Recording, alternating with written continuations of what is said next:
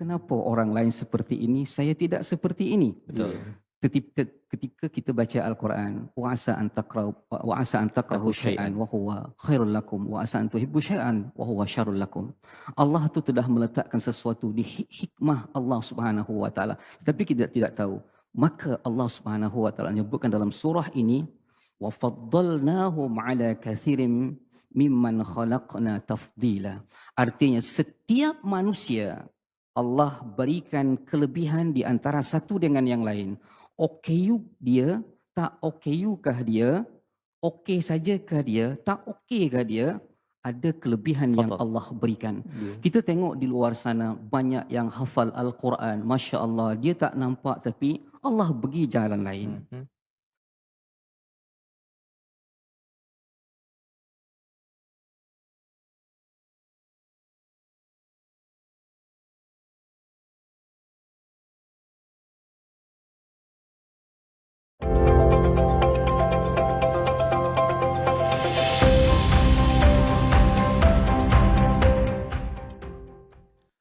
Assalamualaikum warahmatullahi wabarakatuh. Alhamdulillah wassalatu wassalamu ala Rasulillah wa ala alihi wa man wala.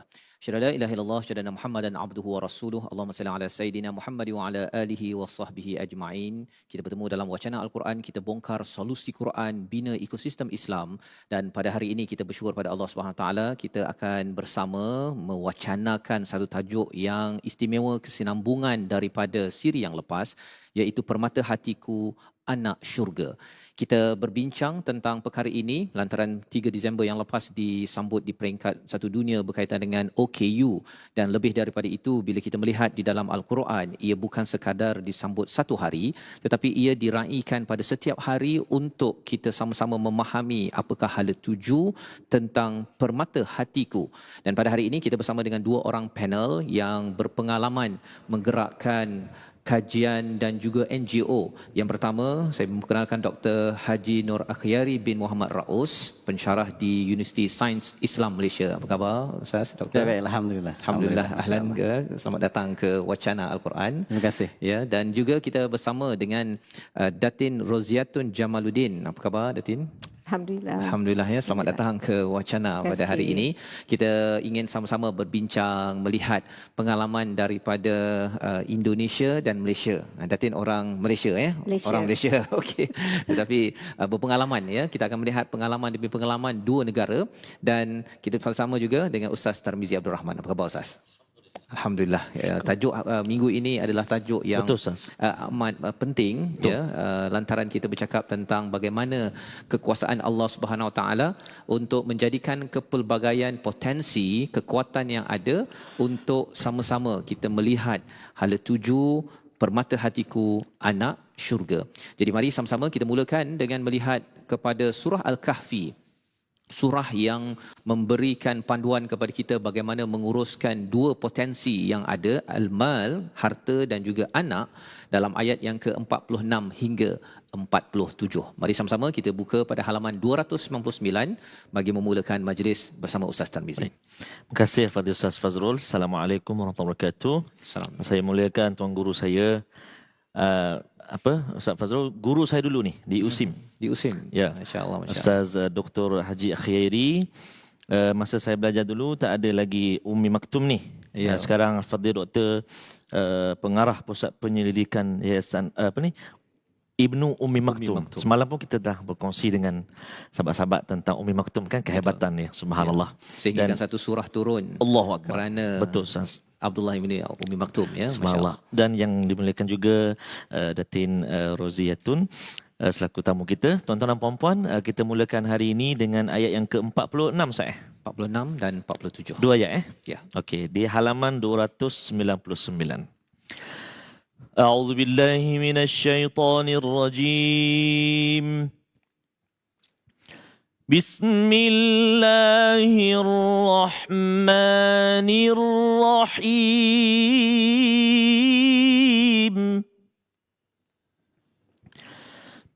المال والبنون زينة الحياة الدنيا والباقيات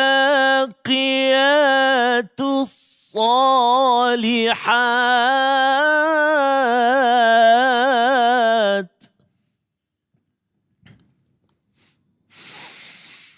والباقيات الصالحات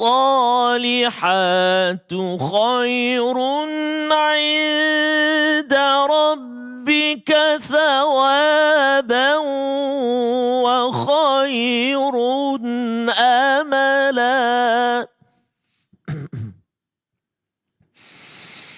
ويوم نسير الجبال وترى الأرض بارزة وحشرناهم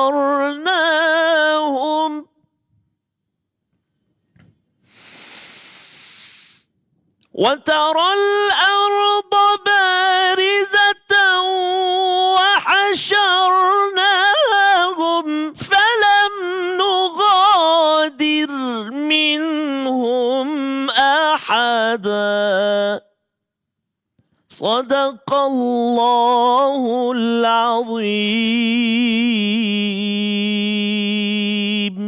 Surah Al-Nazim pada ayat 46 dan 47 daripada surah ke-18, surah Al-Kahfi, surah yang memberikan panduan bagaimana kita menguruskan cabaran akhir zaman. Salah satu daripadanya, ayat 46, harta dan anak pinak adalah perhiasan kehidupan dunia. Tetapi amal-amal soleh yang berterusan adalah lebih baik pahalanya di sisi Tuhanmu serta lebih baik untuk menjadi harapan. Dan ingatlah pada hari ketika kami menerbangkan gunung ganang dan engkau akan melihat bumi itu rata dan kami kumpulkan mereka seluruh manusia dan kami tidak akan tinggalkan seorang pun daripada mereka. Daripada ayat ini kita melihat harta dan anak pinak adalah perhiasan dan saya ingin terus kepada Dr. Haji Nur Akhyari bercakap tentang harta dan anak pinak, Doktor ya. Doktor ada anak, saya pun ada, Datin ada, Ustaz pun ada dan tuan-tuan yang mengikuti wacana ini ada anak ya, ada harta, ada anak dinyatakan di sini sebagai perhiasan. Kalau boleh Doktor cerahkan bagaimana sebenarnya kalau harta tu kita nampaklah dia berkelip-kelap kan, okey, tetapi kalau katakan anak itu dalam kaedah dalam cabaran semasa, apatah lagi kalau bercakap tentang anak OKU ya, bagaimana ia sebenarnya perhiasan kehidupan di dunia. Silakan. Bismillahirrahmanirrahim. Alhamdulillah wassalatu wassalamu ala Rasulillah. Alhamdulillah. Pertama-tamanya merafakkan syukuran kepada Allah Subhanahu wa taala pada petang ini kita boleh bersembang lagi, bercerita lagi berkaitan dengan ayat Allah Subhanahu wa taala. Dan hari ini ayat yang sangat merdu dibaca oleh Ustaz Tirmizi dengan maqam nahwan. Masya-Allah. Masya-Allah. Apa yang kita maksudkan dengan al-mal wal banun zina? Kalau sebut dan tentang anak, tadi Ustaz sebut tentang al-mal, nampak harta, kenderaan, duit dan sebagainya kita nampak. Dan begitu juga dengan wal banun. Dan kenapa Allah Subhanahu wa taala takdim memulakan dengan al-mal? Kemudian baru banun. Maknanya nak menunjukkan kita bahawa mal yang nampak ni yang selalu jadi masalah dalam kehidupan kita. Kadang-kadang dengan harta, mak tak kenal anak, ayah tak kenal anak, ayah tak macam-macam. Tetapi kedua Allah letak wal banun, al-mal wal banun. Maknanya kedua-dua ni zina, perhiasan sebenarnya. Dalam konteks kalau kita lihat al-banun dalam Al-Quran, sekurang-kurangnya kedudukan anak ini disebut dalam empat tempat. Maknanya pertama disebut tentang al-mal wal banun sebagai zina. Anak pinak kita ni sebagai zina, perhiasan. Betul. Perhiasan ni maksudnya kita apabila kita dapat satu perhiasan ni kita rasa seronok. Kan? Kita rasa, contoh orang baru nak dapat anak. Hari ni sebenarnya hari kelahiran anak saya, 8 Disember. Pukul 6, 4 petang, 15 tahun yang lepas saya menyambut kelahiran Muhammad Faris Akhyar. Pukul 6, 4 petang. Maknanya kita masa tu kita rasa seronok, nak melengkap, dapat anak dan sebagainya. Kita tak tahu lagi dah apa yang akan datang tu, tak tahu lagi. Tetapi ini yang disebut dalam Al-Quran disebut zina, perhiasan. Makna sebagai sebuah keluarga itu, yang menyempurnakan sebuah keluarga itu adalah anak. Itu satu. Keduanya Allah sebut juga yang selalu kita doa, Rabbana hablana min azwajina wa dhurriyyatina qurrata a'yun. Keduanya diletakkan kedudukan anak ini sebagai permata hati. Ini sebut kita sebut dalam tajuk kita ni, permata hati. Nak menunjukkan bahawa kita apabila kita dapat anak ni, masya-Allah tabarakallah, kita akan buat kalau kalau dalam Islamnya dari sudut kita tahnik dia, ya. kita buat kenduri sikit dan sebagainya, Akikah, nak menunjukkan ini adalah permata hati. Ya. Anak kita ni inilah orang kata jantungnya, rohnya dan sebagainya kepada sebuah keluarga. Dan yang ketiga ni disebut juga anak ini tadi kita sebut sebagai zina. Kedua kita sebut sebagai qurrata a'yun. Yang ketiganya disebut sebagai fitnah. Dalam surah At-Taghabun. Dalam surah At-Taghabun. Wa'lamu annama amwalukum wa auladukum fitnah. Fitnah. Dan yang keempatnya lagi teruk pula. lagi satu benda yang perlu kita perhatikan dalam Al-Quran, dalam surah Allahumma salli ala sayyidina Muhammad, dalam surah Taghabun dan juga At-Taghabun. Tahrim. Allah sebut dalam surah ni, Allah menyebut tentang Adu. anak ini sebagai adu, sebagai musuh pula. Maknanya dalam zaman Rasulullah SAW dulu, apabila Nabi diarahkan untuk berhijrah, maka ada sebahagian sahabat-sahabat yang tidak berhijrah disebabkan oleh anak dia sayang, tak boleh nak berhijrah dan sebagainya. Maknanya akhirnya anak ini akan menjadi, anak pinak ni menjadi musuh kita yang menghalang kita untuk menjalankan amalan-amalan dakwah. Jadi apabila kita sebut tentang zina kat sini dan kita sebut kedudukan anak yang disebut di dalam Al-Quran dalam konteks ini, kita kena meyakini bahawa pertamanya sebagai seorang ayah, seorang ibu, apabila kelahiran anak itu, dia akan menampakkan satu keindahan. Satu keindahan. Tetapi dia kena faham, sebab dalam akhir ayat di selepas ayat ni Allah sebut zinatul hayatid dunya. Kalau sebut hayatid dunya ini bukanlah satu yang baqiyah, yang kekal. Dan Allah tekankan di akhir ayat tu, wal baqiyatus salihatu khairun 'inda rabbika thawaban wa khairun amala. Dan sebenarnya maknanya nak sebut bahawa kita zina ini, kalau kita tak betul bawa dia, kemungkinan dia akan jadi permata hati kita. Kemungkinan dia akan jadi fitnah kepada kita dan kemungkinan menjadi musuh pula kepada kita. Jadi dalam konteks anak-anak istimewa ini, kalau kita melihat dalam konteks anak-anak OKU ini, lahir anak ni, kebanyakan ibu bapa dia tak tahu anak dia ni OKU ke tak OKU. Kecuali lah yang nampak dari sudut fizikal ni. Ya. Tetapi kalau anak-anak contohnya anak-anak autism, anak-anak yang lembam dan sebagainya, so kita tak nampak dari sudut asalnya tu OKU kah dia. Tetapi dalam konteks ini kita nak menyebut bahawa sebagai seorang ibu, sebagai seorang ayah, apabila melihat anak itu, anak ini kalau kita lihat dari sudut pemahaman kita, dia adalah lemah. Baby, dia lahir tu, dia tak boleh makan sendiri, tak boleh berjalan, tak boleh nak cari, macam-macam dia tak boleh buat. Yeah. Tetapi apa yang Allah Subhanahu Wa Taala lemparkan ke dalam hati kedua ibu bapa itu adalah kasih sayang. Kasih sayang itu menyebabkan anak itu menjadi kuat. Kasih sayang itu menyebabkan anak itu boleh makan, dapat minum dan sebagainya. So dalam konteks ini kita kena melihat bahawa apa yang kita nak tekankan sini adalah apabila kita dapat anak, kurniaan daripada Allah Subhanahu Wa Taala, yang paling penting kita kena terapkan. Semalam kita sebut tentang walaqad karramna bani Adam. Ya. Maknanya kalau kita tengok dalam tafsiran ulama, kita ini dimuliakan sebab apa? Sebab agama. Bukan disebabkan harta, bukan disebabkan anak kita, bukan disebabkan pangkat dan sebagainya, tapi kita dimuliakan dengan agama. So apabila kita dimuliakan dengan agama, kita kena bawa balik anak-anak OKU kita ini dengan agama. So pemahaman yang paling perlu kita bagi khususnya kepada ibu bapa, apabila lahir anak kemudian didiagnose bahawa anak dia OKU, pertama yang dia perlu terapkan dalam diri dia kena redha. Sebab yang ini adalah merupakan zinatul hayatid dunya. Tapi apabila kita jadikan dia sebagai saham akhirat kita, dia akan jadi wal baqiyatus salihat. Jadi maksudnya perhiasan itu bukan sekadar di dunia, tapi dia akan kekal di sampai mendapat ganjaran di sisi Allah. Itulah yang Hakikat hakikat sebenar. yang paling besar bersama dengan kelahiran anak itu. Ya. Kata, ya. Baik.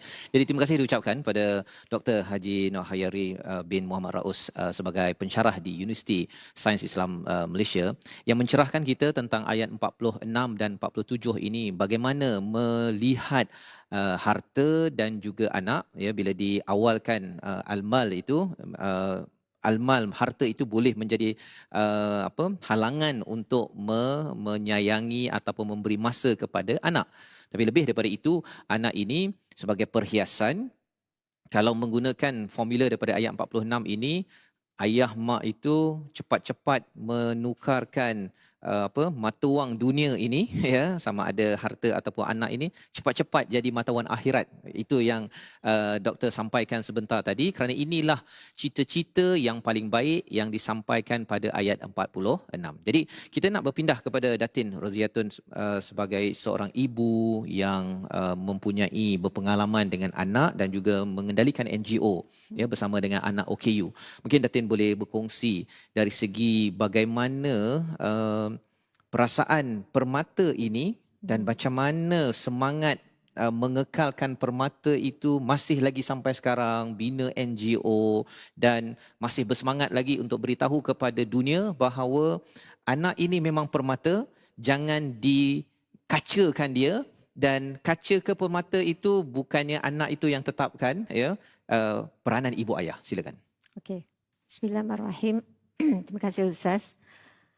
Satu yang penting bagi saya setelah menerima 20 tahun yang lalu, menerima seorang alhamdulillah anak istimewa.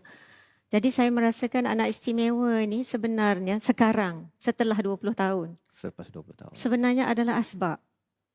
Asbab untuk saya masuk ke dalam dunia special needs. Kalau tidak asbab anak saya, seorang anak istimewa, anak syurga yang dikirim kepada saya, apakah saya akan masuk ke dalam dunia anak istimewa? Saya merasakan kemungkinan besar tidak. Tidak, ya? Kemungkinan besar tidak.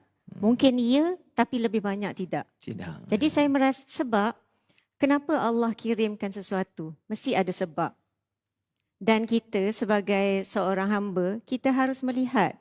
Memang pada awal saya menerima, kita selalu melihat anak-anak istimewa. Akan tetapi kita sering mengatakan kasihan, tapi jangan berlaku kepada kita. Jadi kalau kita nak tahu iman kita kuat atau tidak, kita sabar atau tidak, dikirim satu ujian daripada Allah, baru kita tahu kesabaran kita di mana, keimanan kita di mana. Banyak orang yang mengatakan bahawa mereka sabar, mereka ikhlas. Akan tetapi setelah datang ujian, jadi baru kita tahu. Jadi alhamdulillah, saya merasakan alhamdulillah setelah 20 tahun. Setelah apa yang telah dilawati, daripada saya sendiri belajar tentang anak istimewa, tentang anak saya sendiri, ditolak, menangis, sudah melalui penolakan dan menangis sebagaimana dan yang lain-lain, sampai alhamdulillah Allah ilhamkan untuk membantu anak-anak istimewa yang lain. Jadi alhamdulillah saya merasa bahawa Allah itu memberikan saya satu anugerah, dan dalam masa yang sama beliau memberikan saya ujian-ujian, dugaan-dugaan, dan saya telah melaluinya, dan saya merasakan bahawa banyak lagi orang tua, ibu bapa di luar sana yang macam saya, mula-mula dikurniakan anak istimewa. Kalau contohnya saya, anak saya Down syndrome. Buka pejam mata je, buka mata terus tahu anak ini anak istimewa. Tapi kalau anak ustaz, tak tahu lagi. 2-3 tahun tak bercakap. Baru tahu. Jadi dia ada pro dan kontra. Mungkin saya boleh kena postnatal depression. Tapi alhamdulillah. Sebab pada saya, tadi kita bercerita, Ustaz bercerita tentang anak. Ya. Pada saya anak ni Bashir, dia adalah berita gembira. Glad tidings. Jadi saya, waktu saya menerima anak saya, doktor yang datang bertemu saya, dia kata, Puan, saya ada berita buruk. Saya tak marah. Saya tak sedih dengan anak saya. Saya jadi sedih kerana seorang yang yang Pengamal belajar tapi datang mengatakan kepada saya bahawa anak ini adalah berita buruk. Betapa kecewanya jiwa saya. Masya Allah, saya ingin mengatakan bahawa semua anak adalah glad tidings. Mereka adalah berita baik yang dikirim pada Allah. Banyak orang tak ada anak. Kita dikirimkan anak dan kita diberitahu bahawa anak ini adalah berita buruk. Saya baru saja melalui kesakitan. Tapi jiwa kita besar. Nah, balik kepada ini, saya merasakan orang-orang yang ingin masuk ke dalam melakukan kebajikan, melakukan kerja-kerja, membantu, termasuk anak-anak istimewa, jiwa kita kena besar, hati kita kena lapang. Dan kita, kalau kita pergi kepada teman-teman, kawan-kawan, mereka akan motivate. Tapi sebenarnya yang sebaik-baiknya adalah yang di atas. Sebab terlalu banyak kekecewaan kadang-kadang. Dan kita akan berada di situasi yang sangat bawah. Dan kita tak boleh nak minta bantuan. Sebab yang mengirim anak ini siapa? Bukan kawan-kawan. Allah yang kirim anak-anak ini. Jadi kalau Allah sudah pilih kita, Allah dah tahu kita tu mampu. Cuma kita kadang-kadang dalam keadaan denial. Kita tidak merasakan yang kita mahu. Kita sentiasa mahu apa yang kita mahu. Kita mahu anak yang cantik. Kita mahu anak yang pandai. Mengikut acuan kita sendiri. Dan kita selalu melihat yang tak baik, yang tak elok. Satu kertas yang putih, manusia sering melihat titik hitam yang di tengah kertas yang putih. Sedangkan anak ini banyak keistimewaannya, banyak kelebihannya. Dan saya rasa kalau orang-orang yang di luar sana datang ke pusat-pusat kebajikan anak-anak istimewa, ke sekolah anak istimewa, buka minda, jangan buka mata sahaja. Buka minda, tengok betapa cantik, betapa indah. Sebab tu Ustaz, saya bersyukur setelah 20 tahun, Allah bukakan minda saya, Allah kirim anak yang sangat istimewa, memang merubah jiwa, merubah minda. Bukan saya sahaja, keluarga saya dan termasuk anak-anak saya. Alhamdulillah. Alhamdulillah. Jadi dengan kehadiran seorang anak istimewa dalam hidup Datin sendiri, ia merubah, ya. Maksudnya ini adalah sebagai satu mekanisme ataupun cara bagaimana Allah memberikan satu perhiasan, dan perhiasan itu Datin lihat perhiasan itu perlu kekal sampai ke syurga, dan bukannya pada pertama kali itu bagi setengah orang dia terus saja impression, ya, kabar buruk, ya. Dan rasanya bagi sukarelawan, bagi pengamal perubatan perlu didedahkan ayat 46, 47 surah Al-Kahfi, kerana biasanya orang baca hari Jumaat. Ya, betul. Kan? Baca hari Jumaat untuk mengelakkan cabaran akhir zaman. Ya. Tapi antara cabaran akhir zaman ini adalah mulut tak jaga. Kan? Mulut tak jaga kerana kadang-kadang mata tu memang celik. Tetapi dari segi hatinya itu tidak celik. Ini dibahaskan dalam surah Al-Isra' semalam kita berkongsi. Sehingga kan bila dunia ini tak celik hati itu, ia kekal sampai ke akhirat. Itu na'udzubillah lebih OKU daripada anak-anak OKU ini yang mata hati mereka ini lebih terang, ya. Mereka boleh menghargai, boleh buat mengikut kapasiti mereka masing-masing. Jadi di sini kalau kita melihat kepada ayat 47 sebentar tadi, dan ingatlah pada hari ketika kami menerbangkan gunung ganang dan engkau akan melihat bumi itu rata, dan kami kumpulkan mereka dan kami tidak akan tinggalkan seorang pun, falam nuwadir minhum ahada, seorang pun tidak akan ditinggalkan. Jadi maksudnya ialah anak ini, doktor, ya, saya berpindah kepada Dr. Ahyari, pun tidak akan ditinggalkan. Ya, Allah akan nilai, akan bawa sekali ibu, ayahnya, masyarakat yang kata okey ke tak okey tadi itu akan dibawakan. Sebenarnya apa pelajaran daripada ayat 47 ini, Ustaz, pengalaman Ustaz bersama dengan anak, dan ayat ini sebenarnya membuka perspektif apa kalau doktor boleh kongsikan dengan masyarakat? Bismillahirrahmanirrahim. Kalau kita lihat dari sudut maksud ayat ini, nak menceritakan bahawa inilah masanya kita nak tahu tentang bekalan kita apa sebenarnya. Bekalan kita apa sebenarnya? Jadi apabila Allah kata wa yauma nusayyirul jibal, maknanya gunung ganang dah hancur semua. Dan kita dikumpulkan ketika itu, dan ketika itu sebenarnya kita nafsi-nafsi. Kita akan berlari dan sebagainya. Maknanya kita tak ada apa melainkan amalan kita sahaja. Sebab itu kalau kita lihat kaitan di antara dua ayat ini, saya melihat dari sudut anak ini sebenarnya apabila Allah Subhanahu Wa Taala titipkan anak ini kepada kita, kita kena melihat dari sudut apa yang kita nak dengan anak ni. Apa yang kita nak dengan anak ni. Kalau kita nak anak kita ini sebagai orang yang menjadi doktor, menjadi pensyarah dan sebagainya, tetapi dalam konteks kita nak menjadikan dia sebagai apa yang kita nak tu, kita kena ada benda yang kita kena letakkan dalam jiwa anak kita. Lebih-lebih lagi dalam konteks hari ini, masyarakat kita dengan macam-macam tribulasi, fitnah dan sebagainya. Jadi dalam konteks ini ibu bapa kena tahu bahawa mesti ada model. Kita dalam keluarga ni kita mesti ada kurikulum kita. Apa kurikulum kita dengan anak-anak kita? Apa kurikulum kita dengan isteri kita? So kurikulum inilah sebenarnya yang akan membawa kita sama ada kita berjaya tidak di akhirat kelak nanti. Jadi dalam konteks ini kita melihat bahawa kurikulum yang terbaik adalah kurikulum Quran. Sebab itu apabila kita bawa dengan anak-anak OKU ini, kita dekatkan mereka dengan Al-Quran. Dulu mungkin orang tak perasan. Anak OKU, anak syurga. Itu satu label yang biasa orang kata. Apabila katalah anak syurga, dia kan anak syurga tak payah. Kalau kita ajak solat, dia kan anak syurga. Ajak dia baca Quran, dia kan anak syurga. Kan? Saya nak buat satu analogi. Ya. Anak, kalau kita sebut taklif, kita kata taklif. Kan? Maknanya apabila kita taklif, mereka ini wajib untuk melakukan apa yang disuruh dan meninggalkan apa yang dilarang. So dalam konteks ini kita nak melihat satu analogi, kalau kita kata anak kita ini tidak taklif, anak syurga kita kata. Sebenarnya semua anak itu adalah anak syurga. Tetapi biasa dalam masyarakat kita melihat kepada anak OKU ni anak syurga. Tak kira lah berapa umurnya. 50 tahun pun anak syurga juga lagi kan. Tapi apa yang nak saya bawa ni tuan-tuan dan puan yang dirahmati Allah Subhanahu Wa Taala, satu analogi bahawa kalau kita kata anak kita ni, anak OKU kita, anak istimewa kita ni, dia tidak taklif. Maksudnya kat sini kita kena faham dalam konteks taklif tu sendiri.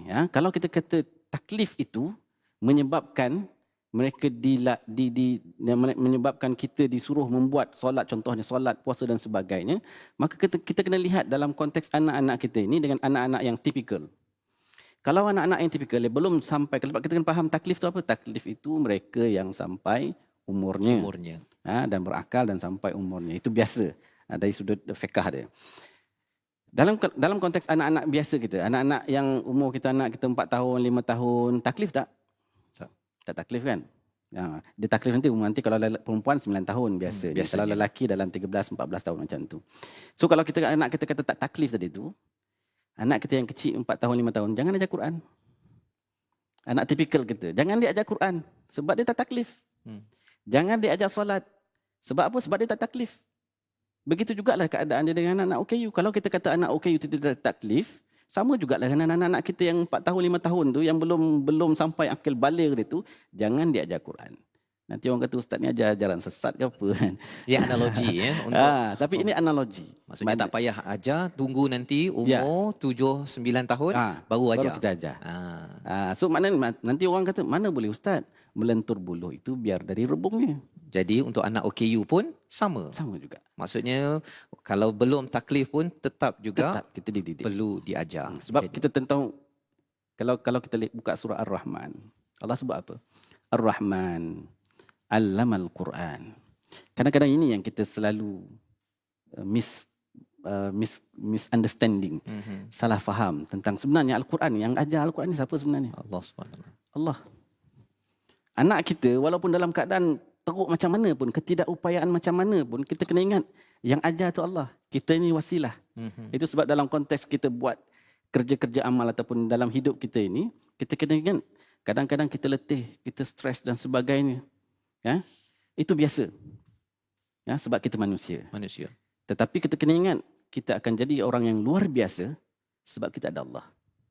Kita akan jadi orang yang luar biasa sebab kita ada Allah Subhanahu Wa Taala. Itu sebab apabila anak-anak ni kita lihat, kita kena lihat dengan pandangan mata hati kita. Dan anak-anak ini juga akan jadi luar biasa kalau kita bekalkan ilmu dengan Quran, kembalikan mereka semula kepada Allah. Ya, fitrah di balik. Fitrah mereka. Jadi terima kasih Doktor mencerahkan tentang ayat yang seterusnya 47 sebentar tadi, falam nughadir minhum ahada, tidak ditinggalkan seorang pun. Dan kalau katakan ada cabaran bagi anak ini, tapi kita masih lagi ingin kembalikan anak ini kepada Tuhan, pasal mereka tidak akan bersama siapa sahaja di akhir nanti, yang si ayahnya pun bila ditanya balik nanti adakah amalannya cukup dengan kehadiran anaknya, maka sudah tentunya pada waktu itu kita akan teringat bahawa sebenarnya hari itu dapat permata, tapi di mana permata tersebut. Jadi kita ingin bincangkan lebih lanjut lagi bagaimana kita menguruskan permata hatiku agar anak itu memang ke syurga dengan mak ayahnya sekali. Jangan sampai mak ayahnya tertinggal, anak sahaja yang ke syurga Allah Subhanahu Wa Taala. Kita berhenti sebentar, berehat, wacana Al-Quran, bongkar solusi Quran, bina ekosistem Islam.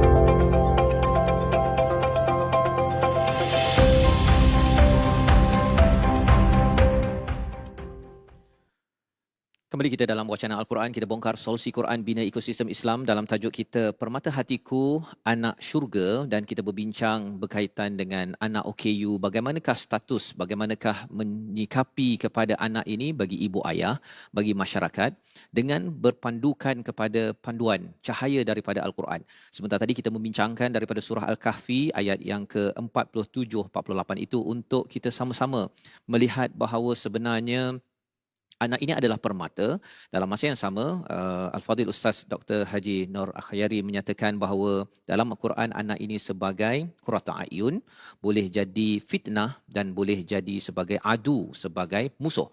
Jadi kita lihat kepada surah Al-Anfal ayat yang ke-28 pada halaman 180 untuk kita melihat hakikat apa sebenarnya yang dimaksudkan dengan fitnah yang Allah beritahu dalam surah Al-Anfal, surah ke-8 yang bercakap tentang rahsia kejayaan umat dahulu adalah dalam surah Al-Anfal, muncul ayat 28 untuk kita sama-sama perhatikan.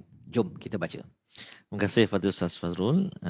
Saya mulakan tetamu-tetamu kita, Fadil Ustaz Dr. Khairi, Datin Roziatun. Saya bersyukur semalam dan hari ini topik yang amat dekat sekali dengan saya. Adik saya yang bongsu 28 tahun. Ustaz Fazrul dah jumpa lah. Ya, saya sudah jumpa. Memang kalau kita melihat tuan-tuan dan puan-puan, kita melihat mata kasar kita, ahli keluarga kita, tak kira mungkin ada yang ada anak ataupun adik-beradik kita. Kalau kita melihat mata kasar kita, memang dia orang tak tahu apa-apa, tak reti apa-apa. Tapi dia boleh buat everything, dia boleh buat. Maknanya dia boleh urus diri dan sebagainya. Maksudnya sangat tepat sekali yang Ustaz sebut tadi. Siapa yang menggerakkan, yang nanti sebut Ustaz sebut, siapa yang menggerakkan dia? Allah. Walaupun kita melihat dia tak payah pergi, tak payah hantarlah sekolah mak, dia tak reti pun, tak boleh naik. Tapi yang beri itu siapa? Allah. Yang gerakkan tu siapa? Allah. Masya-Allah. Jadi subhanallah, maha hebat Allah, maha kuasa Allah Subhanahu wa taala. Pasti setiap sesuatu yang dikurniakan kepada kita pasti ada hikmah dia. Bila Ustaz cakap begitu, sebenarnya bila Allah mengajarkan ya Quran, mengajarkan dia urus diri sebagainya, ibu ayah adik-beradik yang memudah carakan Betul. ya, sebenarnya ini adalah Allah ejen-ejen SWT. daripada Allah SWT Betul. untuk melaksanakan tugas, Ustaz. memastikan permata ini terus bergilap dan Ya. terus sampai ke syurga. Betul, Ya, Ustaz. berbanding dengan kalau katakan ada juga isu-isu anak OKU yang tidak dijaga, Betul. yang mereka terlibat dengan jenayah, ya, terlibat dengan perkara-perkara yang tidak beretika. Yang paling ditanya sekali itu adalah facilitator yang di sekitarnya. Kalau itu Allah tanya, Habis. ya, masyarakat, ibu ayah yang okey ini lagi OKU bila sampai ke akhirat nanti, ya. Betul. Jadi mari sama-sama Ya, kita teruskan dengan surah Okey. Al-Anfal, Okey. memahami perkara ini. Kita baca ayat yang ke-28 di halaman 180, ada kalimah fitnah kat situ. Betul. Jadi itu yang akan dikongsikan nanti. Kita baca dulu. A'udzubillahi minasyaitonirrajim. Bismillahirrahmanirrahim. Wa'lamu annama amwalukum wa auladukum fitnah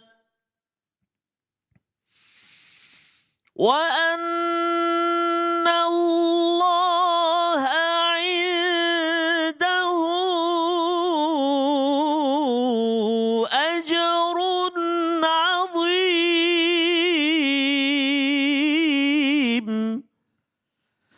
wa anna Allah indahu ajrun azim. Sadaqallahul azim. Surah Al-Nazim ayat 28 daripada surah ke-8 ini, maksudnya, dan ketahuilah bahawa hartamu, sekali lagi ada harta di sini, dan anak pinak kamu, anak-anakmu itu hanyalah sebagai ujian, sebagai fitnah. Dan sesungguhnya di sisi Allah ada pahala yang besar. Jadi mungkin di sini ringkas daripada Dr. Ahyari untuk mencerahkan apa maksud fitnah, terjemahan di sini ujian, ya. Kemudian nanti saya nak kembali kepada Datin, ya, untuk melihat pengalaman, ya, bagaimana yang dimaksudkan dengan ujian itu mungkin tak dapat diterangkan dalam wacana ini, tetapi paling kurang pun ialah panduan menghadapi ujian. Saya mulakan dulu dengan Dr. Ahyari. Bismillah. Wa'lamu annama amwalukum wa auladukum fitnah. Tadi kita sebut tentang zina, perhiasan. Cantik. Kali ini Allah Subhanahu Wa Taala sebut tentang fitnah. Ya. Di sini kita kena memahami bahawa dalam ayat ni Allah sebut fitnah wa anna Allah indahu ajrun azim. Azim. Ya. Maknanya kita nak menyebut bahawa apabila kita dapat anak, fitnah tu sebab kita tak menjalankan tanggungjawab kita. Dia akan menjadi satu ujian. Ujian ini dia ada dua, sama ada ujian ini dia akan mendekatkan kita kepada Allah Subhanahu Wa Taala, ataupun ujian ini akhirnya dia akan menjauhkan kita kepada Allah Subhanahu Wa Taala. So dalam konteks anak istimewa ni, tuan-tuan dan puan yang daripada Allah Subhanahu Wa Taala, kita kena pandang bahawa anak ni sebagai anugerah daripada Allah Subhanahu Wa Taala. Pertama ni ibu bapa kena redha. Ya. Sebab dalam hidup ni kalau kita tak redha, sebab kita nak Allah redha dengan kita dan kita redha dengan Allah Subhanahu Wa Taala. Kan? So dalam konteks ini ibu bapa pertama sekali apabila diketahui, contoh tadi Dr. Tatin sebut tadi, anda kata berita buruk. Tapi maknanya kita redha dengan apa yang dikurniakan oleh Allah Subhanahu Wa Taala, maka ini satu pandangan yang sangat luas apabila kita akan melihat anak itu dengan kekuatan dan kelainan yang dia ada. Kita bukan melihat dengan kecacatan dia, tapi kita akan lihat anak ini kekuatan dengan kekuatan dan kelainan yang dia ada. Sebab itu kita kena tahu bahawa Allah sebut apa yang kita buat. Dalam surah Al-Lail Allah sebut, inna sa'yakum lasyatta. Amalan kita ini macam-macam. Ya, ibu bapa juga macam kita sebut tadi, nak anak dia tu jadi macam-macam. Dan saya minta izin nak cerita sikit tentang ayat surah Al-Lail ni yang selalu, sebab OKU ini dekat dengan saya. OKU ni sebenarnya membuatkan saya memahami Al-Quran tu lebih. melalui anak-anak istimewa ini. Anak-anak Islam. Surah Al-Lail ni Allah sebut anak saya satu hari dia baca Quran. Dia oleh kerana dia belum boleh bercakap. Dia akan gunakan pen tekan bunyi. Satu hari dia tekan ayat tu dia ulangkan banyak kali. Surah Al-Lail akhir dia Allah sebut apa dalam surah Al-Lail ayat terakhir sekali Allah sebut ayat ke-19 ya. Dia ulang ayat 19 Allahumma salli ala sayyidina Muhammad. Rasa sebab sikit nak menyebut tentang teguran. Bagi saya ini adalah teguran anak saya bagi saya. Apabila dalam surah Al-Lail tu dia ulang banyak kali. Dia ulang tu yang daripada awal ke ataupun yang di dia hujung? ulang ayat 19. 19. Ayat Kita baca 19. sikit Ustaz, ayat 18 19 itu. Ayat 19 Sebelum dalam kita- surah Al-Lail. Ustaz, masa nak cari dia punya daripada ayat yang ke 19 Surah Okey. Al-Lail. sini ya. Okey. Wala saw. أعوذ بالله من الشيطان الرجيم وما لأحد عنده من نعمة تجزى إلا ابتغاء وجه ربه الأعلى ولسوف يرضى صدق الله العظيم Wala sawfa yarda. Itu yang diulang-ulang. Tekan ulang. Saya kata apa dia punya message dia. Sebab anak saya ni kadang-kadang dia kalau dalam kereta ke kalau dia dengar nasyid ke apa dia akan diulang. Kalau ada benda-benda tu dia akan ulang. Jadi kita ni trigger. Kenapa dia ulang ayat tu? Jadi apabila dia ulang wala sawfa yarda. Jadi saya buka balik surah Al-Lail. Rupa dekat sini Allah sebut kata inna sa'yakum lasyatta. Seolah-olah dia nak bagi tahu kat ayah, mak, inna sa'yakum lasyatta. Kita punya usaha ni pelbagai. Macam-macam. Ayah usahalah apa saja untuk saya ni. Tapi akhirnya kata wala sawfa yarda. Maknanya nak menunjukkan bahawa walaupun ayat ini dicerita tentang amal kebaikan yang kita buat dan sebagainya. Tetapi apabila disentuh oleh anak istimewa kita tentang wala sawfa yarda ni maknanya nak bagi tahu kat kita ayah apa jua usaha ayah, apa jua usaha ibu terhadap saya, ingat akhirnya apa? Wala sawfa yarda. Kita nak Allah redha dengan kita dan kita juga redha dengan Allah Subhanahu Wa Taala. Jadi dalam konteks yang kita nak sebut sebagai fitnah ini, ujian ni dibagi dua. Sama ada kita akan melihat anak kita ini akan mendekatkan kita pada Allah Subhanahu Wa Taala, Makin redha. redha Allah Subhanahu Wa Taala, ataupun dia akan menjauhkan kepada Allah Subhanahu Wa Taala, kita akan rasa gundah gulana dan sebagainya. Sebab itu dalam konteks ini kita kena lihat kita punya tanggungjawab kita apa. Ya, tanggungjawab kita kadang-kadang kenapa orang stres, kenapa orang risau dengan anak dan sebagainya, sebab dia selalu buat kerja Allah. Apa kerja Allah? Bagi hidayah. Bagi hidayah. Bagi kefahaman. Itu kerja Allah Subhanahu Wa Taala dan kita lupa bahawa kerja kita apa?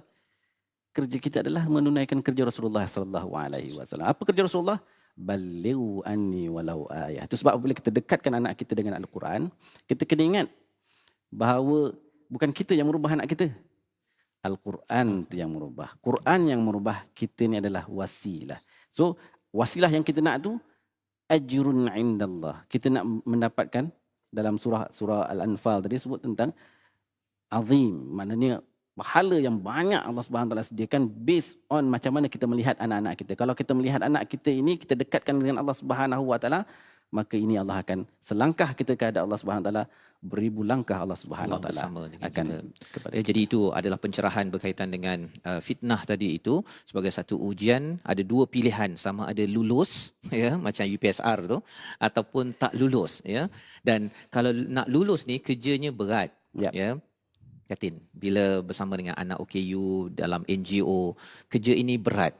Nama pun fitnah, di dalam Quran ini dia ada imtihan Ustaz ya. Ada ibtila dan ada fitnah. Dan fitnah ini ujian berat tapi dekat di hati. Ya, Betul. dia kadang-kadang dia dah termasuk dalam hidup kita sekali. Berbanding ibtila itu kita nampaklah kat luar susah, tapi mungkin dia tak sampai ke hati. Jadi bila bercakap tentang fitnah ini, ia satu ujian ataupun usaha yang berat, sama ada untuk bersama dengan anak ataupun bila dah mula menjalankan NGO ini.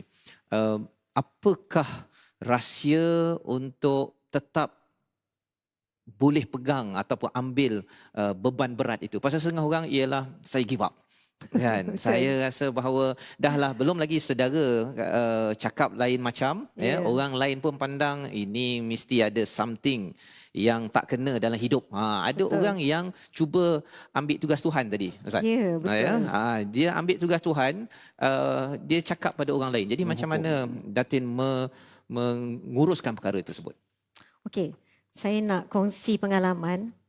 Pengalaman tak banyak sebenarnya. Tapi yang ada sedikit ni saya nak kongsi. Sewaktu saya di Indonesia dan sewaktu di sini dan sewaktu menguruskan anak istimewa saya 20 tahun. Dia kadang-kadang begini. Dunia special needs ni dia kecil. Marginalized. Tapi dalam dunia special need ni dimarginalizekan lagi. Saya jumpa parents yang, oh, saya nak minta tolong puan. Tapi anak saya tak retard. Anak saya sebenarnya dia tak bodoh, dia tak retard ni. Dia tak retard daripada anak you. Okay. Jadi dunia kita dah marginalized. Dimarginalizekan lagi oleh ibu-ibu yang quote-unquote ni. Parents-parents yang begini. Kita rasa kita ni dah special. Nak mencari hak. Tapi yang di dalam yang sama-sama senasib dengan kita ni, question mengatakan bahawa anak dia kurang, maksudnya kurang apa, cacat. Sorry saya menggunakan perkataan tu sebab saya mak, jadi saya boleh gunakan, daripada anak you. Jadi saya duduk pandang aja apa yang tengah dia nak apa katakan, Sampaikan ni. nak sampaikan. Sebab tu saya memang bersetuju dengan ustaz. Dia satu aja. Kita harus ada ilmu. Dan kita kena balik kepada Al-Quran. Kalau kita tak ada ilmu, kita tak ada pegangan spiritual, kita akan goyang ke mana-mana. Bayangkan seorang ibu yang diberikan anak istimewa berusia 18 tahun, anak pertama. Masya Allah. Usia saya waktu itu dah dekat 30 tahun, anak ketiga. Okay? Jadi kita ni sebenarnya kena banyak redha. Jangan buat kerja Allah. Kita kena banyak redha. Kita kena terima, belajar menerima dan masuk di kalangan golongan orang-orang yang sewajarnya. Orang-orang positif. Saya tak suka duduk di kalangan orang-orang yang negatif. Okay, jadi ini satu, parents yang begini. Tapi saya dalam posisi saya ya, saya selalu merasakan bahawa okey, dia kurang faham. Okay, jadi tugas kita adalah untuk memanggil dia dan untuk memberi satu kefahaman. Sebab itu di dalam dunia NGO ni memang banyak dugaan. Jangan kata anak-anak ni dugaan. Anak-anak ni memanglah dugaan kerja kita. Tapi mak ayah hanya pun dugaan. Kena di counsel. Ada yang kata anak saya bagus sikit daripada anak dia. Dia membandingkan tu. Dia membandingkan. Masya Allah. Dan anaknya bagus. Okey, anaknya bagus, contohnya sangat bagus dalam kerja-kerja.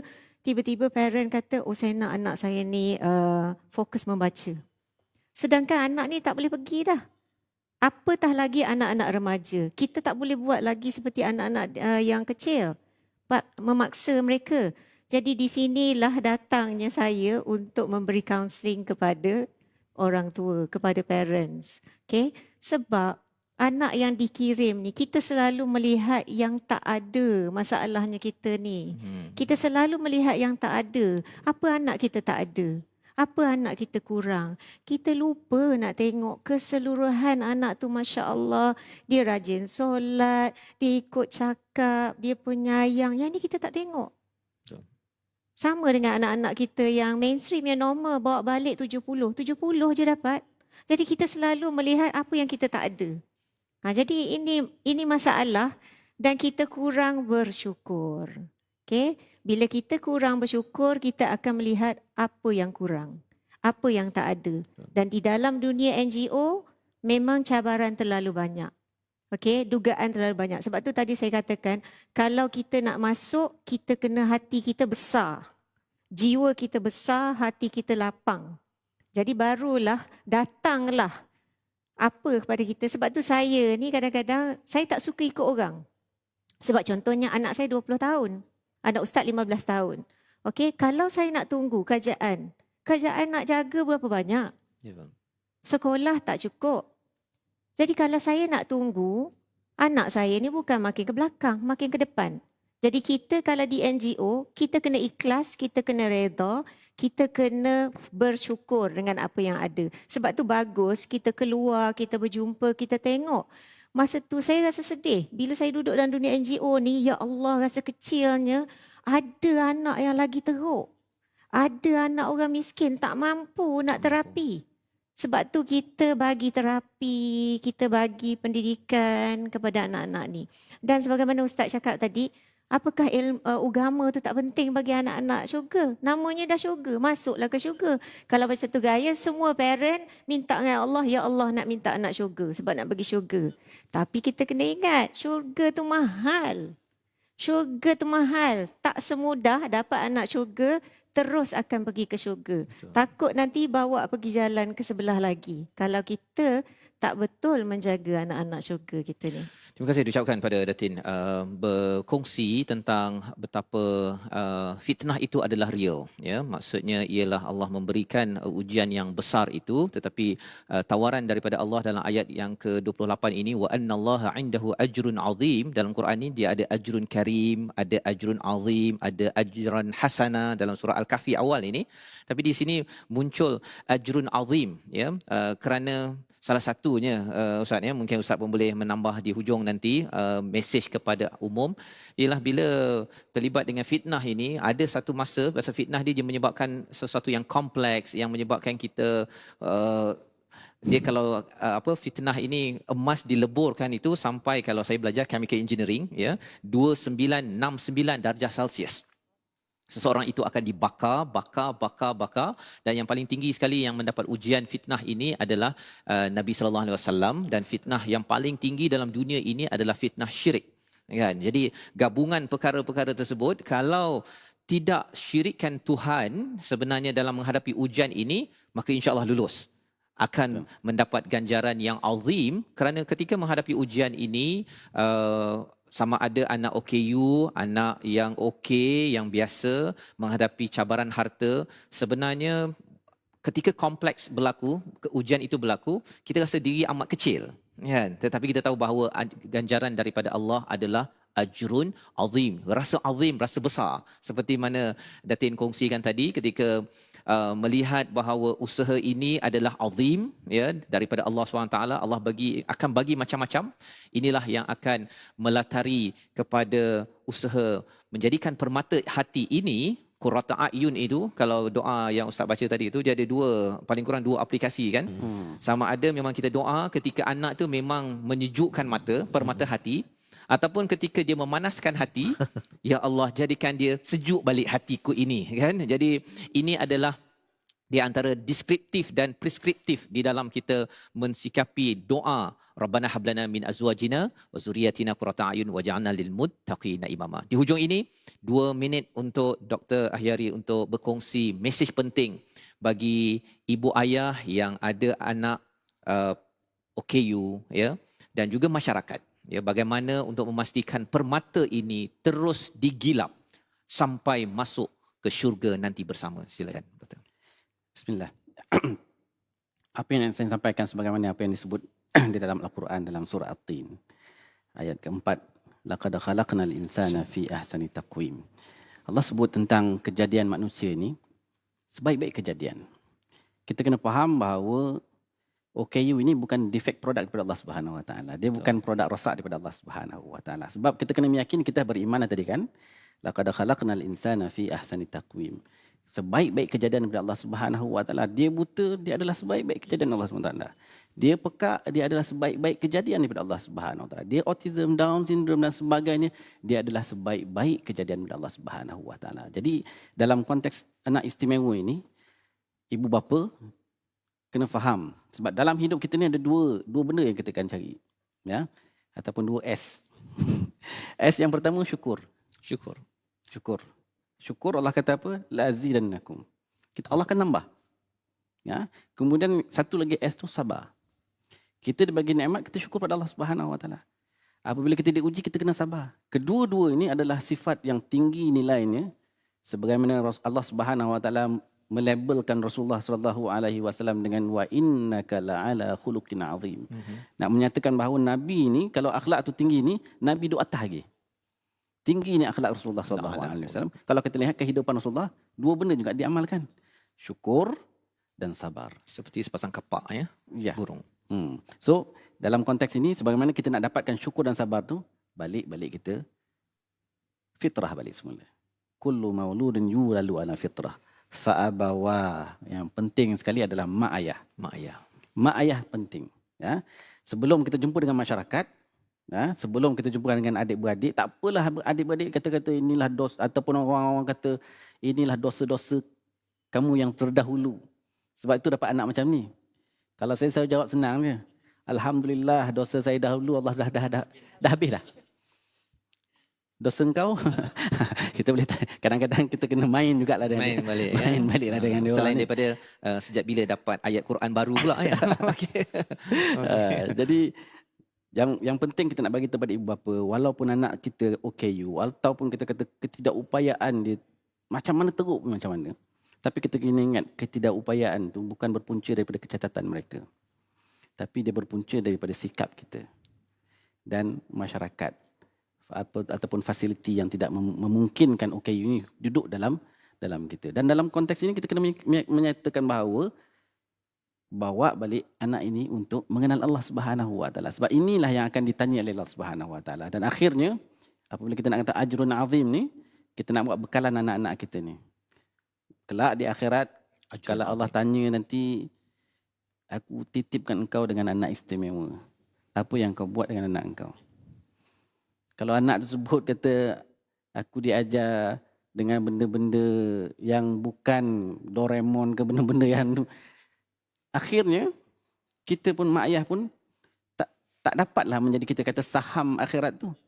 Sebab apabila kita kata menyatakan bahawa kita kata nak kenalkan mereka ini dengan Allah Subhanahu Wa Taala, maka tatkala itulah Allah kata udkhuluha bisalamin aminin. Maka kita bawa anak-anak kita ini balik. Tak kira lah anak OKU ke ataupun tidak. Ibu bapa, ayah-ayah, ibu-ibu kena ingat bahawa anak ini adalah amanah daripada Allah Subhanahu Wa Taala. Apabila kita sebut amanah, bahawa kita nak bawa anak kita ini bersama masuk syurga sekeluarga. InsyaAllah. Terima kasih diucapkan pada Dr. Haji Nahayari bin Muhammad Raus berkongsi bahawa OKU bukan produk defect daripada Allah Subhanahu Wa Taala. Dalam surah At-Tin Allah jadikan sebaik-baik doktor ya. Jadi dah bila baik itu kita nak kekalkan kebaikan itu, jangan dia tenggelam summaradnahu asfala safilin kerana ibu ayah tidak menjaga produk terbaik, bukan produk defect, dan masyarakat juga perlu memainkan peranan tersebut. Datin sebagai wakil NGO menguruskan anak-anak OKU ataupun anak-anak syurga ini, apakah mesej besar untuk masyarakat Malaysia, untuk NGO ataupun ibu ayah yang mengalami ujian ini agar terus berjaya sampai ke syurga? Okey, terima kasih. Saya sambung daripada Ustaz tadi. Anak-anak adalah amanah. Jadi kalau kita faham amanah, kita tahu bahawa itu adalah tanggungjawab kita. Amanah bukanlah beban. Kalau kita merasakan beban, jadi semua orang tak nak anak. Tapi semua orang inginkan anak, jadi semua orang merasakan bahawa gembiranya mendapat anak. Jadi itu adalah satu amanah yang kita harus jalankan. Dan sebagai orang tua, sebab itu pentingnya sebelum berkahwin tu sudah ada ilmu. Kenapa Allah turunkan ayat pertama ilmu? Ilmu tu penting sebelum kita menjadi ibu bapa tu lagi sebenarnya. Barulah kita melahirkan anak-anak yang kita faham kenapa kita ada anak. Kita faham bagaimana nak bertanggungjawab dengan anak-anak. Kita faham ini adalah amanah yang Allah kirim kepada kita. Jadi kita cari ilmu. Ilmu ni penting untuk kita melangsungkan kejadian yang Allah kirim kepada kita ni. Anak-anak yang telah Allah kirim kepada kita. Jadi sebenarnya sama ada anak OKU ataupun anak mainstream, mereka sama adalah amanah. Amanah. Okay, amanah yang dikirimkan kepada Allah kepada kita yang kita harus langsaikan tanggungjawab kita sebagai orang tua. Tapi sebagai badan NGO yang bergerak atas nama anak-anak istimewa, memang saya ingin menyeru masyarakat supaya memahami anak-anak istimewa ini. Sebenarnya mereka ini sebagaimana tadi, mereka bukan kejadian yang cacat. Kita akan melihat mereka cacat kalau kita melihat dengan mata kita, naked eyes. Kita akan melihat mereka cantik kalau kita membuka mata minda kita. Dan banyak sebenarnya keistimewaan, keajaiban yang dikeluarkan oleh anak-anak istimewa ini yang kita kadang-kadang tidak pandang mereka. Hanya kerana kita memiliki satu sikap bahawa anak-anak ini sebenarnya menjadi beban. Tapi balik kepada ilmu, kepada iman, kalau kita percaya dengan Allah, kalau kita percaya dengan apa yang Allah kirimkan ini adalah sebagai satu amanah dan kita lakukan, kita berikhtiar sebaik mungkin untuk membantu anak-anak kita, kita tidak akan ada kerisauan. Kita yakin dengan Allah, kalau Allah bagi, dia akan cari jalan penyelesaian. Kalau Allah kirim kepada kita, dia akan bagi rezeki kepada anak-anak ini. Jadi di sini insya-Allah kalau kita meninggal, kita akan meninggal dengan yakin kepada Allah. Dengan yakin, sebenar-benar yakin. Sebab ada ibu bapa yang merasa gusar apa akan berlaku kepada anak-anak ini. Yakinlah kepada Allah. Sebab itu pentingnya ilmu dan iman. Kalau kita yakin kepada Allah, insya-Allah Allah akan jaga kita dan Allah akan jaga anak-anak kita, insya-Allah. Terima kasih Datin berkongsi ilmu dan iman ini penting sebagai bekalan untuk ibu ayah, dibekalkan untuk si anak itu agar dua-duanya ya, ibu ayah pun perlu dijaga oleh Allah Subhanahu Wa Taala dan anak ini juga dicipta oleh Tuhan yang sama, perlu juga diserahkan kepada Tuhan yang sama kerana ibu ayah sayang macam mana pun anak tak dapat jaga 24 jam. Sayang macam mana pun anak tidak dapat memastikan kalau katakan ada semut nak masuk, mak ayah tahu untuk menguruskannya kecuali apabila Allah izinkan dihantarkan tentera-tenteranya. Itu jugalah yang perlu kita laksanakan bagi anak-anak, bagi permata hatiku, anak syurga. Jadi di hujung ini kita mengucapkan ribuan terima kasih kepada Dr. Haji Nur Ahyari bin Muhammad Raus, ya, wakil ataupun pensyarah daripada USIM, dan juga Datin Roziatun Jamaluddin. Terima kasih Datin. Dan kita nak berdoa Ustaz di hujung ini, kita minta daripada Al-Fadhil Ustaz lah, ya. Kita nak mendengar, kita nak berdoa bersama agar Allah izinkan kita beramal dengan inti daripada Al-Quran ini sendiri bersama, insya-Allah.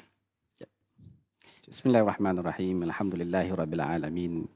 Wassalatu wassalamu ala rasulil amin sallallahu ala sayyidina Muhammad wa ala alihi wa sahbihi ajma'in. Allahumma inna hadha haluna la yakhfa 'alaik wa dha'funa dhahirun baina yadayk fa'amilna bil ihsani idzil fadlu minka wa ilaika ya rabbal alamin. Amin. Allahumma ya Allah ya Rahman ya Rahim. Kami lemah ya Allah. Kami takut ya Allah. Kami selalu gundah gulana ya Allah. Amin. Kami macam-macam ya Allah. Ya Allah, kerana kami ini adalah manusia ya Allah. Ya Allah ya Tuhan kami yakin dan percaya bahawa anak ini adalah anugerah daripada-Mu ya Allah. Maka kekalkanlah keimanan kami. Maka ya Allah ya Tuhan, campakkanlah rasa syukur dan sabar pada diri kami ya Allah. Untuk menerima amanah-Mu sebagai bekalan untuk kami menghadap-Mu di hari akhirat kelak ya Allah. Allahumma ya Rahman ya Rahim. Jadikanlah kami dalam kalangan orang-orang yang bersyukur ya Allah. Jadikanlah kami dalam kalangan-kalangan orang yang mengingati-Mu ya Allah. Ya Allah ya Tuhan kami, jadikanlah kami dalam kalangan orang-orang yang sentiasa mentaati-Mu, sentiasa salat, puasa dan beribadah kepada-Mu ya Allah ya Rahman ya Rahim. Ya Allah ya Kudus, ya Sami', ya Basir, dengarlah rintihan-rintihan kami ya Allah. Kami lemah ya Allah. Ilmu kami pun tidak banyak ya Allah. Ya Allah ya Tuhan kami yakini bahawa iman ini adalah punca permata kepada hati kami ya Allah. Ya Allah ya Tuhan kami, iman inilah, jika tidak ada iman ini, ilmu tidak berguna ya Allah. Iman, ilmu, jika tanpa ada ada tanpa ilmu, tanpa kuasa iman, maka ilmu itu tidak akan berguna ya Allah ya Tuhan kami. Allahumma ya Rahman ya Rahim ya Malikal Quddus. Allahumma Rabbana hab lana min azwajina wa dhurriyyatina qurrata a'yun waj'alna lil muttaqina imama.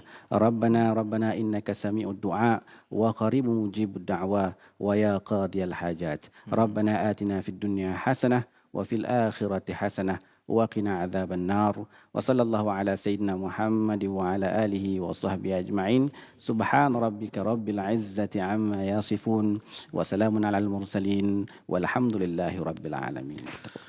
Amin ya rabbal alamin. Terima kasih diucapkan pada Dr. Haji Nur Ahyari bin Muhammad Raus dan juga kepada Datin sudi bersama pada hari ini dalam tajuk kita berbincang bagaimana potensi anak Permata Hatiku Anak Syurga bersama juga dengan Ustaz Tarmizi Abdul Rahman. InsyaAllah kita bertemu lagi dalam siri wacana yang akan datang. Saya juga menyeru kepada tuan-tuan untuk bersama bergabung dalam tabung gerakan Al-Quran sebagai satu usaha di mana tuan-tuan boleh menyumbang dan kita ingin mempelbagaikan lagi program-program wacana ya dalam tabung gerakan ini untuk disampaikan kepada seluruh alam insya-Allah. Kita bertemu lagi wacana Quran bina ekosistem Islam.